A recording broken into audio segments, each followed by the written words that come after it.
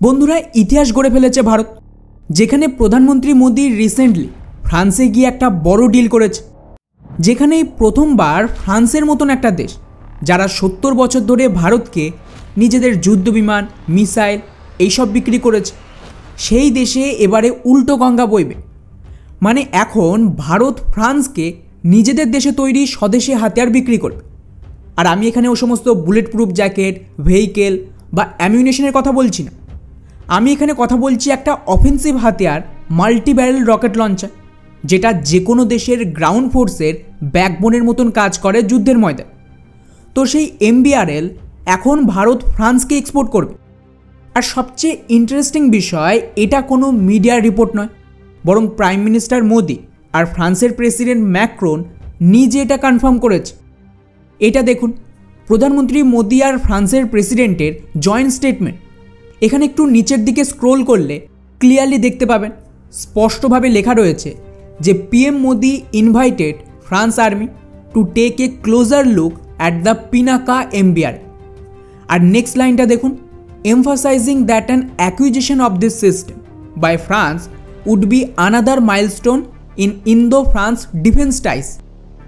অর্থাৎ অফিসিয়াল না কেবল prime minister Modi এই পিনাকা রকেট ফ্রান্সের প্রেসিডেন্টকে সরাসরি অফার করেছে, বরং ফ্রান্স কিন্তু এতে জবাবও দিয়েছে, যার আন্ডারে ফ্রান্সের আর্মির একটা ডেলিগেশন ভারতে আসবে।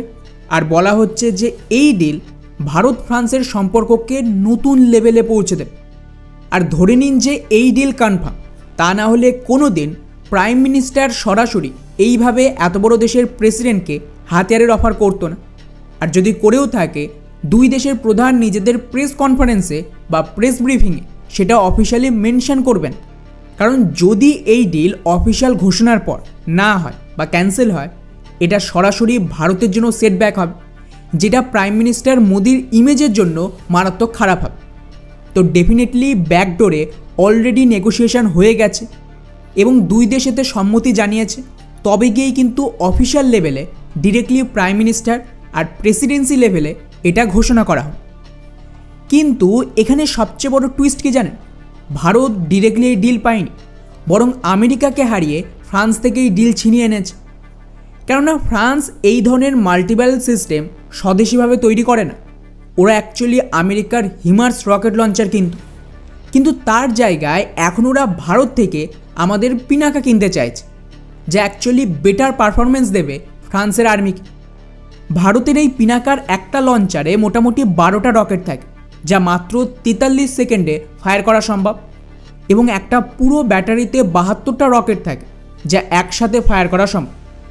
যদিও এখানে অফিসিয়াল ডকুমেন্টে মেনশন নেই যে কোন পিনাকা ফ্রান্স কিনবে।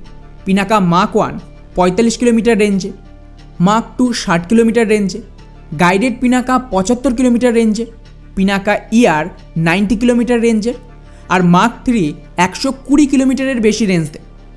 এছাড়াও মাক 3 ER আর মাক 4 তৈরি হচ্ছে, যা প্রায় 200 থেকে 300 কিলোমিটারের বেশি রেঞ্জ দেবে। তো দেখতে হবে যে ফ্রান্স এখানে কোন ভেরিয়েন্ট চাইছে।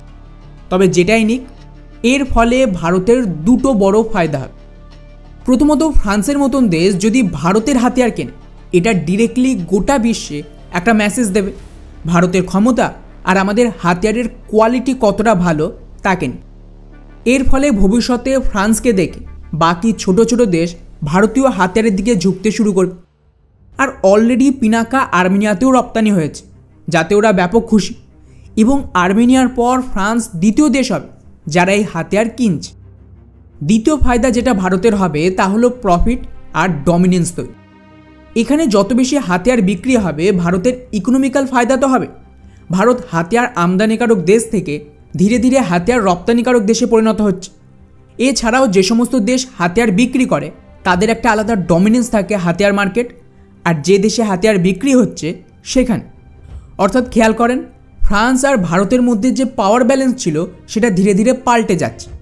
ইকোনমিক্যালি ভারত বেশি শক্তিশালী হয়ে গেছে, ডিপ্লোম্যাটিকভাবে বেশি গুরুত্ব পাচ্ছে ভারত, হাতিয়ার রপ্তানি করছে। আর এটা আমি এমনি বলছি, আমাদের বিদেশমন্ত্রী S জয়শঙ্কর মাত্র কয়েকদিন আগে অফিসিয়ালি এটা বলেছে, ডকুমেন্টস আছে, যে ফ্রান্স আমাদের জন্য লক্ষণের মতন আর ভারত রামের ভূমিকায় থাকে।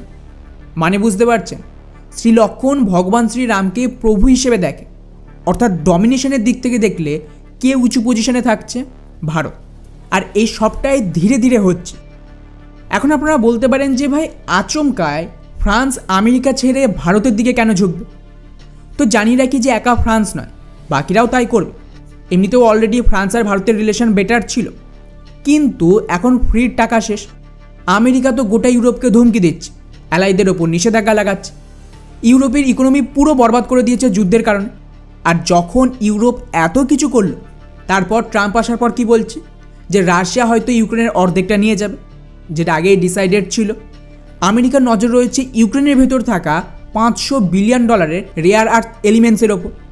এমনকি ট্রাম্প বলছে ন্যাটোকেও ধ্বংস করে দেবে এবং আমেরিকা ওদেরকে কোনো রকম ফ্রির সাহায্য পাঠাবেন। তো বাধ্যতামূলক ওদের ক্ষমতা এখন শেষ হচ্ছে, পশ্চিমা ডমিনেন্স শেষের পথ। আর ওরা অল্টারনেটিভ খুঁজছে। এখানেই ভারত সামনে এসেছে। এখন দেখতে থাকুন আরও কিছু বড় ঘটনা ঘটবে এই ডি ডলারাইজেশনের চক্কর।